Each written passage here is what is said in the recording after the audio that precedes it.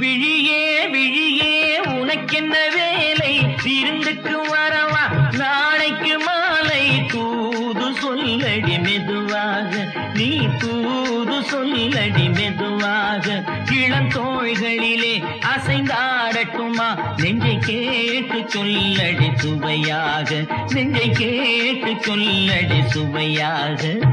நீ